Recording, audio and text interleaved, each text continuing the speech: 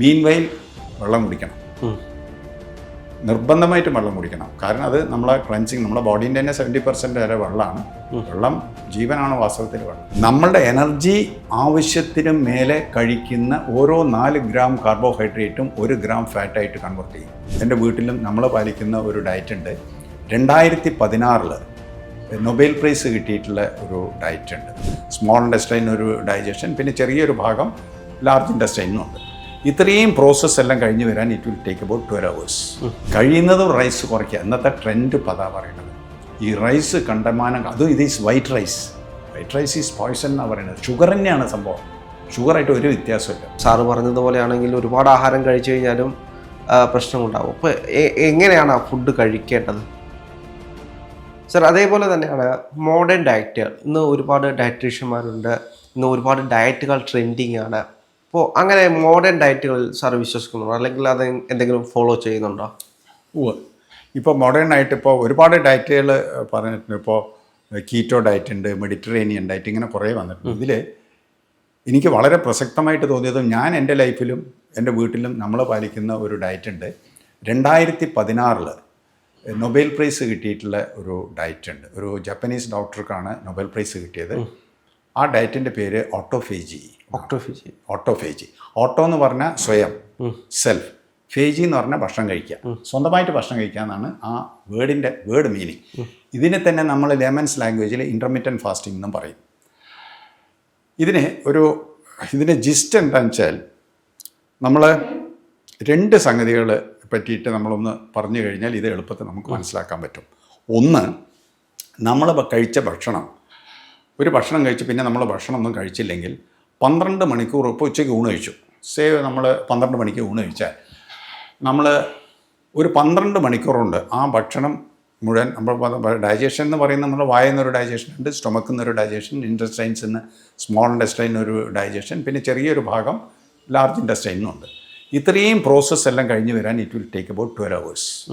അപ്പോൾ ഉച്ചയ്ക്ക് 12 മണിക്ക് ഊണ് കഴിച്ച് കഴിഞ്ഞാൽ പിന്നെ നമ്മൾ ഭക്ഷണമൊന്നും കഴിച്ചെങ്കിൽ, അല്ലെങ്കിൽ രാത്രി 12 മണിയാകുമ്പോഴേക്ക് ഈ കംപ്ലീറ്റ് ഭക്ഷണം ദഹിച്ച് വേസ്റ്റായിട്ട് നമ്മളെ കുടലിൽ പുറത്തേക്ക് കളയാൻ റെഡി ആയിട്ട് എത്തി. ഓക്കെ, ഇത് നമ്പർ 1 പോയിൻറ്റ്. സെക്കൻഡ് പോയിൻ്റ് എന്താ വെച്ചാൽ, നമ്മുടെ ശരീരത്തിൽ there are different types of cells. For example, liver is made up of some particular type of cell. Heart is another type of cell. Skin is another type of cell. Bones are another types of cells. ബ്ലഡിൽ cells ഉണ്ട്, WBC, RBC, platelet, ഇങ്ങനെയൊക്കെ different ഫങ്ഷൻസിന് വേണ്ടിയിട്ട് there are different types of cells in the body. ഈ ഓരോ സെല്ലുകൾക്കും specific ആയിട്ടുള്ള കാലദൈർഘ്യമുണ്ട്, ആയുസ്സുണ്ട്. ഫോർ എക്സാമ്പിൾ, ബ്ലഡിലുള്ള formed elements WBC, RBC, platelet 120 ഡേയ്സാണ്, 4 മാസമാണ്. 4 മാസം മുമ്പ് ഉണ്ടായിരുന്ന ഒരു സെല്ലും ഇന്നുണ്ടാവില്ല, ഇന്നുള്ള ഒരു സെല്ലും 4 മാസം കഴിഞ്ഞിട്ട്. സോ ഇത് എല്ലാ സെല്ലും കൂടി ഒന്നിച്ച് മാറ്റിയല്ല, 900 സെല്ലുകൾ ചാവും, 900 സെല്ലുകൾ ഉണ്ടാവും. സോ ഉണ്ടാകുന്നതും ചാവുന്ന സെല്ലുകൾ സമമായിരിക്കും, ബാലൻസ്ഡ് ആയിരിക്കും. അതിനെയാണ് നമ്മൾ അപ്പോസ്റ്റോസിസ് എന്ന് പറയുക. സെയിം തിങ്സ് അപ്ലൈ ടു ബ്ലഡിൻ്റെ സംഗതിയാണ് പറഞ്ഞത്. ഇപ്പോൾ സ്കിന്നിൻ്റെ അപ്പർ മോസ്റ്റ് ലെയറിനെയാണ് നമ്മൾ എപ്പിഡെർമിസ് എന്നറിയാം. Every 28 days it is peeled of. നമ്മൾ പാമ്പ് വള ഊരിയിടുന്നില്ലേ, കണ്ടില്ല? അതേമാതിരി നമ്മുടെ സ്കിന്ന് പോകുന്നുണ്ട്. നമ്മൾ പാമ്പ് ഊരിയിടുന്ന മാതിരി ഒന്നിച്ച് ഊരിയിടില്ല, അതിങ്ങനെ പൊടിഞ്ഞ് പോവുകയാണ്.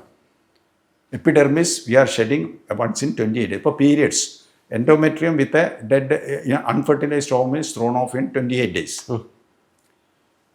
ഈവൻ അവർ ഇൻറ്റസ്റ്റൈനൽ ലൈനിങ്, നമ്മളെ വായ തൊട്ടിട്ട് ആമാശയത്തോളം മൊത്തത്തിൽ എവറി 5 days നമ്മളെ ഈ ഡൈജസ്റ്റീവ് ട്രാക്റ്റിൻ്റെ innermost lining is peeled off. Even our bones 5 to 7 years entire bones are replenished. Complete മാറുക. അത് ഒന്നിച്ച് മാറുകയല്ല, പതുക്കെ ഏതാനും സെല്ലുകൾ ചത്തുപോകും, ഏതാനും സെല്ലുകൾ പുതിയതുണ്ടാവും. അതിനാണ് നമ്മൾ അപ്പോസ്റ്റോസ്. ആ ബാലൻസ് ഈസ് മെയിൻറ്റെയിൻ. ആ ബാലൻസ് തെറ്റലാണ് നമ്മുടെ ക്യാൻസർമാരിയുള്ള ചില സെല്ലുകൾ ഓവറായി ഗ്രോ ചെയ്യുന്നില്ല. ഈ അപ്പോസ്റ്റോസിസിൻ്റെ ബാലൻസ് തെറ്റിപ്പോവുക. അതിന് ഒരുപാട് കാരണങ്ങൾ വേറെയുണ്ട്. സോ രണ്ടാമത്തെ പോയിന്റ്. അപ്പോൾ ആദ്യത്തെ നമ്മൾ പോയിന്റ് പറഞ്ഞു 12 മണിക്കൂർ കൊണ്ട് ഡൈജഷൻ കംപ്ലീറ്റ് ചെയ്തു എന്നുള്ള ഫസ്റ്റ് പോയിന്റ്. സെക്കൻഡ് പോയിൻ്റാണ് ഈ ഓരോ ടൈപ്പ് സെല്ലുകൾക്കും ഡിഫറെൻറ്റ് ഏജ് ഉണ്ട്. ആ പ്രായം കഴിഞ്ഞാൽ ആ സെല്ലുകൾ ചത്തുപോകും. ഇത് രണ്ടാമത്തെ പോയിന്റ്. ഇനി ഇത് രണ്ടും കൂടി നമ്മൾ യോജിപ്പിക്കുക.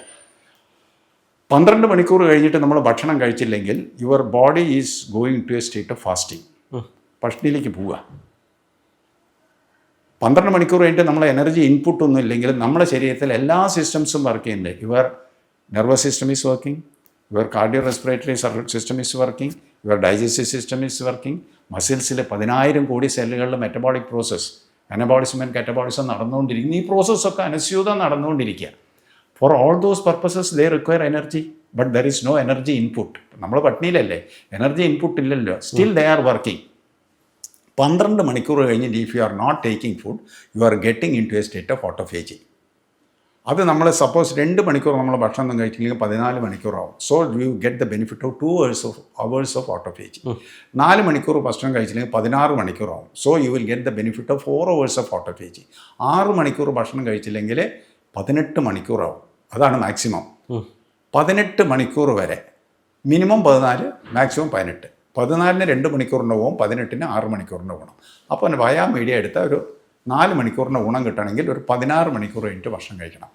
ഇതാണ് ഓട്ടോഫേജി. അപ്പോൾ ഏതെങ്കിലും ഒരു ഭക്ഷണം കഴിച്ചിട്ട് അടുത്ത ഭക്ഷണം നിങ്ങൾ 16 മണിക്കൂർ കഴിഞ്ഞിട്ടേ കഴിക്കുന്നുള്ളൂ എങ്കിൽ U will get the benefit of 4 hours of autophagy. ഇനി എന്താണ് ഓട്ടോഫേജി? നമ്മുടെ ഈ ഭക്ഷണം ഒന്നും കഴിക്കാണ്ടിരിക്കുന്ന സമയത്ത് നമ്മൾ ഫാസ്റ്റിംഗ് മോഡിലേക്ക് പോകുമ്പോൾ നമ്മൾ പറഞ്ഞില്ലേ 1,900 സെല്ലുകൾ ചത്തുകൊണ്ടിരിക്കുന്ന സെൽസിനെ മുഴുവൻ ജീവനുള്ള സെല്ലുകൾ സാപ്പിടാൻ തുടങ്ങും. They make the dead cells as there food. Auto cleansing നടക്കുക ബോഡിയിൽ. One of the best things that can happen. ഇതാണ് ഓട്ടോഫേജി ഓർ ഇൻ്റർമിറ്റൻറ്റ് ഫാസ്റ്റിംഗ്. ഇതിനാണ് അദ്ദേഹത്തിൻ്റെ നൊബേൽ പ്രൈസ് കിട്ടിയത്. അപ്പോൾ ഈ 12 മണിക്കൂർ കഴിഞ്ഞിട്ട് നമ്മൾ എത്ര സമയം? Minimum 2 hours, that means 14 hours, maximum 6 hours autophagy, that is 18 hours. അപ്പോൾ നമ്മൾ ഫുഡ് വിൻഡോ 18 hours കഴിഞ്ഞാൽ പിന്നെ 6 hours ഫുഡ്. അപ്പോൾ നമ്മൾ 24 hours 6 hours ഫുഡ് കഴിക്കുള്ളൂ. 16 hours ഓട്ടോഫേജി ആണെച്ചാൽ നമ്മൾ 8 hours കഴിക്കും. 14 hours ഓട്ടോഫേജി ആണെച്ചാൽ നമ്മൾ 2 hours ഓട്ടോഫേജി ഗുണം കിട്ടില്ല, നമ്മൾക്ക് 10 hours. അപ്പോൾ നമ്മളൊക്കെ ഇപ്പോൾ ഞാൻ പ്രാക്ടീസ് ചെയ്യുന്നത് ഒരു 16 to 17 hours കഴിഞ്ഞിട്ടാണ് ഞാൻ ഭക്ഷണം കഴിക്കുന്നത്. സംഭവം ഇത്രയേ ഉള്ളൂ. അപ്പോൾ ഇതിന് നമ്മൾ സാധാരണഗതിയിൽ നമ്മൾ 3 നേരമാണ് ഭക്ഷണം കഴിക്കുക. അപ്പോൾ നമുക്ക് എളുപ്പം ചെയ്യാൻ പറ്റിയൊരു മെത്തേഡ് എന്താണെന്ന് വെച്ചാൽ രാവിലെ ബ്രേക്ക്ഫാസ്റ്റ് 10 മണിക്ക് കഴിക്കുക, ലഞ്ച് 2 മണിക്ക് കഴിക്കുക, നമ്മളെ last food of the day ഒരു 6 മണിയാകുമ്പോഴേക്ക് കംപ്ലീറ്റ് ചെയ്യുക. അപ്പോൾ 6 മണിക്ക് കഴിഞ്ഞ് രാവിലെ 10 മണിക്ക് 16 മണിക്കൂർ കിട്ടും. മീൻ വൈൽ വെള്ളം കുടിക്കണം, നിർബന്ധമായിട്ടും വെള്ളം കുടിക്കണം. കാരണം അത് നമ്മളെ ക്ലൻസിങ്, നമ്മുടെ ബോഡീൻ്റെ തന്നെ 70% വരെ വെള്ളമാണ്. വെള്ളം ജീവനാണ് വാസ്തവത്തിൽ വെള്ളം. അപ്പം നല്ല ശുദ്ധമായിട്ടുള്ള വെള്ളം കുടിക്കണം. ഇത് പ്രാക്ടീസ് ചെയ്യാൻ തുടങ്ങിയാൽ ഒരു 3 മാസം 6 മാസം ആകുമ്പോഴേക്ക് തന്നെ ശരീരത്തിൽ ആപ്പാരായിട്ടുള്ള മാറ്റങ്ങൾ ഉണ്ടാവും. ഇതിനകത്തിപ്പോൾ ഈ ഇത്തരത്തിലുള്ള ഡയറ്റുകൾ ഫോളോ ചെയ്യുന്ന ആളുകൾ കൂടുതലിപ്പോൾ നല്ല ശാരീരിക വണ്ണമുള്ള ആളുകളൊക്കെ ആയിരിക്കും. അപ്പോൾ ഈ വണ്ണം കുറയ്ക്കാനൊക്കെ ഈ ഡയറ്റ് സഹായിക്കുമോ? ഞാൻ ഈ പറഞ്ഞ diet one of the best. For example ഇപ്പോൾ നമ്മളിപ്പോൾ സ്കാൻ ചെയ്താൽ നല്ലൊരു 10-9 തന്നെ കാണിച്ചാൽ പറയാം, നല്ലൊരു ശതമാനം ആളുകൾ ഈ നോൺ ആൽക്കഹോളിക് ഫാറ്റി ലിവർ. പണ്ടൊക്കെ ഞങ്ങളൊക്കെ പഠിക്കുന്ന കാലത്ത്, ഞങ്ങൾ 67 പഠിക്കണം, അന്നൊക്കെ ഒരു ഫാറ്റി ലിവർ സിറോസിസൊക്കെ കണ്ടാൽ മിക്കവാറും ഫസ്റ്റ് ക്വസ്റ്റിന് വെള്ളം അടിക്കുമെന്നാണ് ചോദിക്കാൻ നമ്മൾ. ഇന്നിപ്പോൾ വെള്ളം കണ്ടുപോലും ചെയ്യാത്ത ആൾക്കാർക്കൊക്കെ നോൺ ആൽക്കഹോളിക്, ആൽക്കഹോൾ കഴിച്ചിട്ടില്ല. പക്ഷേ ഇതെന്താ സംഭവിച്ചാൽ കാര്യമായിട്ട് ഈ വരുന്നത് എന്താണെന്ന് വെച്ചാൽ ഈ ട്രൈഗ്ലിസറൈഡ്സ് ഒക്കെ കൂടുക. ഫാറ്റി ലിവർ വരുന്നതിൻ്റെ ഒരു മെയിൻ റീസൺ എന്താ വെച്ചാൽ നമ്മൾ അമിതമായിട്ട് കഴിക്കുന്ന അരിഭക്ഷണം. കാരണം അരിഭക്ഷണം കഴിക്കുന്നത് നമ്മളെ എനർജി റിക്വയർമെൻറ്റാണ്. എനർജി റിക്വയർമെൻറ്റ് നമ്മൾ സാധാരണ ഇപ്പോൾ അധികം ആൾക്കാരും കോമൺ ആയിട്ടുള്ള ആൾക്കാർ സ്ട്രെനുവസ് ഫിസിക്കൽ എക്സസൈസ് ചെയ്യുന്നവരൊഴികെ സെഡൻറ്ററി ഹാബിറ്റ്സ്, ചുമ്മാ ഇരുന്നിട്ട് കസാല ഇരുന്നിട്ടുള്ള പണിയ ആൾക്കാർ, അവർക്ക് ഇത്രയൊന്നും എനർജീൻ്റെ ആവശ്യമില്ല. But they continue to consume the same amount of carbohydrate. നമ്മളുടെ എനർജി ആവശ്യത്തിന് മേലെ കഴിക്കുന്ന ഓരോ 4 ഗ്രാം കാർബോഹൈഡ്രേറ്റും 1 ഗ്രാം ഫാറ്റായിട്ട് കൺവേർട്ട് ചെയ്യും. ഈ പ്രക്രിയ നടക്കുന്നത് നമ്മുടെ ലിവറിൽ വെച്ചിട്ടാണ്. അതുകൊണ്ട് എന്താ വെച്ചാൽ ലിവറിൽ ഫാറ്റ് നിറയാൻ തുടങ്ങുക. മാത്രമല്ല നമ്മളെ ബോഡിയിൽ കൊളസ്ട്രോൾ ഉണ്ടാക്കുന്ന ഫാക്ടറിയാണ് നമ്മളെ ലിവർ. കൊളസ്ട്രോൾ ഹൈ ലെവലിലുണ്ടെങ്കിൽ നമ്മളെ ലിവർ നന്നായിട്ട് ഈ കൊളസ്ട്രോളിൻ്റെ ഒരു സോഴ്സ് പറയണത് ഈ നമ്മൾ എക്സസീവ് കഴിക്കുന്ന കാർബോഹൈഡ്രേറ്റാണ്. അപ്പോൾ നമ്മൾ ഈ കണ്ടിട്ടില്ലേ, തടിക്കാൻ തുടങ്ങി കഴിഞ്ഞാൽ ആദ്യം നമ്മളെ വയറാണ് ചാടാൻ പുറപ്പെടുന്നത്, പിന്നെ നമ്മളെ തൊട, പിന്നെ നമ്മുടെ ശരീരം മുഴുവൻ. ഈ വയറ്റിൻ്റെ മുകളിൽ വന്നിട്ട് വലിയൊരു വയറുണ്ടാവുന്നത് it's only a cosmetic problem. Real problem എവിടെയാണ് വരുന്നതെന്ന് വെച്ചാൽ ഇത് പുറത്ത് കാണുന്ന ഇതേ ഫാറ്റ് ഉള്ളിൽ വിസറ വെച്ചാൽ നമ്മുടെ വയറ്റിൻ്റെ ഉള്ളിലുള്ള ഓർഗൻസിനാണ് നമ്മളെ വിസറ എന്നറിയാം. വിസറൽ ഫാറ്റ് എങ്ങനെ ലിവറിൽ നമ്മളെ ഫാറ്റി ലിവർ വരുന്നോ അതേമാതിരി നമ്മളെ പാങ്ക്രിയാസിലും സ്പ്ലീനിലും കിഡ്നിയിലും ഒക്കെ വന്നിട്ട് ഈ ഫാറ്റ് അടിഞ്ഞു കൂടാൻ. അപ്പോൾ അതിൻ്റെ സ്വാഭാവികമായിട്ട് അതിൻ്റെ പ്രവർത്തനം കുറയും. നമ്മുടെ ഓട്ടോഫേജി മൂഡിലേക്ക് പോകുന്നതോട് കൂടിയിട്ട് നമ്മൾ ഈ ഡെഡ് ടിഷ്യൂസ് മുഴുവൻ ഒരു ഇൻറ്റേർണൽ ക്ലെൻസിങ് നടക്കുക, നമ്പർ 1. എക്സസീവ് ഫാറ്റ് ഉള്ളതൊക്കെ ബേൺ ചെയ്ത്, കാരണം നമ്മളെ എനർജി ഫുഡ് നമ്മൾ കഴിക്കാത്ത സമയത്ത് നമ്മുടെ എനർജി മെയിൻറ്റെയിൻ ചെയ്യുന്നത് എങ്ങനെയാണെന്ന് വെച്ചാൽ നമ്മളെ ഫാറ്റ് സ്റ്റോർ ചെയ്യുന്നത് അതിനാണ് ഡെപ്പോ ഫാറ്റ് എന്ന് പറയുന്നത്. ഈ ഫാറ്റ് കൺവേർട്ട് ചെയ്തിട്ട് ഗ്ലൂക്കോസായിട്ട് മറ്റേ എനർജിക്ക് യൂട്ടിലൈസ് ചെയ്ത് പോകും. നമ്മൾ ഒരിക്കലും തടിക്കില്ല. അതേപോലെ തന്നെ മറ്റൊരു കാര്യമുണ്ട്. ഇപ്പോൾ എന്തൊക്കെയാണ് കഴിക്കേണ്ടത് എന്നൊരു സബ്ജക്റ്റ് വരും. ഇപ്പോൾ സാറ് പറഞ്ഞതുപോലെയാണെങ്കിൽ ഒരുപാട് ആഹാരം കഴിച്ചു കഴിഞ്ഞാലും പ്രശ്നമുണ്ടാകും. അപ്പോൾ എങ്ങനെയാണ് ആ ഫുഡ് കഴിക്കേണ്ടത്? അമിതമായാൽ അമൃതം വിഷം. ഫുഡ് കഴിക്കണം. ഒന്നും പറയണത് എന്താ വെച്ചാൽ സ്വതവേ നമ്മളൊക്കെ ഭക്ഷണം കഴിക്കാൻ എപ്പോഴാണ് നിർത്തുക? ഇനി വയ്യാന്നായിട്ടില്ലേ? ഇനി വയ്യാന്നായിട്ടല്ല നിർത്തേണ്ടത്. വിശപ്പ് മാറി തോന്നുന്നത് നിർത്തണം. ഇതിനാണ് നമ്മൾ സ്വതവേ നമ്മൾ യോഗയിലൊക്കെ പറയലുണ്ട്, ഒരു അര വയറ് ഭക്ഷണം, 1/4 വയറ് വെള്ളം, ബാക്കി 1/4 വയറ് അവിടെ സ്പേസ് കൊടുക്കണം.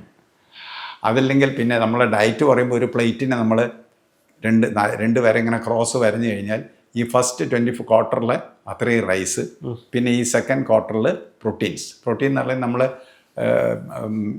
മുട്ട അല്ലെങ്കിൽ മീൻ അല്ലെങ്കിൽ മീറ്റ് അല്ലെങ്കിൽ ലെഗുമൻസ്, നമ്മളെ പയറുവർഗ്ഗങ്ങൾ, പരിപ്പ്, ചെറുപയർ, കടല, മുതിര, ഇതൊക്കെ റിച്ച് ഇൻ പ്രോട്ടീനാണ്. സോയാബീൻ, സോയാബീൻ ഇതെല്ലാം വെച്ചിരിക്കുക രണ്ടാമത്തെ ക്വാർട്ടർ. ചോട്ടുള്ള ക്വാർട്ടറിൽ നമ്മൾ ഫ്രൂട്ട്സ് ആൻഡ് വെജിറ്റബിൾസ്. ഇത്രയാണ് അവർ ഒരു നല്ല ഡയറ്റായിട്ട് പറയുന്നത്. ഇതൊരു നല്ല ഡയറ്റാണ്. കഴിയുന്നതും റൈസ് കുറയ്ക്കുക. ഇന്നത്തെ ട്രെൻഡ് പതാ പറയുന്നത് ഈ റൈസ് കണ്ടമാനം, അതും ഇത് is white rice is poison എന്നാണ് പറയുന്നത്. ഷുഗർ തന്നെയാണ് സംഭവം. ഷുഗറായിട്ട് ഒരു വ്യത്യാസമില്ല. അതറിയാം. നമുക്കിപ്പോൾ വേറൊരു റൈസ്, നിങ്ങൾ സദ്യക്ക് പോയിട്ട് ചോറ് വളങ്ങിപ്പോയി കൂട്ടാൻ വന്നില്ല, ഒരു പോങ്ങ ചോറെടുത്ത് വായിട്ട് ചവച്ച് നോക്കുക. കുറച്ച് ചവച്ച് കഴിഞ്ഞാൽ നല്ല മധുരമായിരിക്കും അതിൻ്റെ ടേസ്റ്റ്. കാരണം നമ്മൾ സലൈവയിലുള്ള ടൈലിൻ എന്ന് പറഞ്ഞ എൻസൈം ഈ കാർബോഹൈഡ്രേറ്റ് ഷുഗറായിട്ട് കൺവേർട്ട് ചെയ്യും. റൈസ് എന്ന് പറയുന്നത് ഷുഗർ തന്നെയാണ്.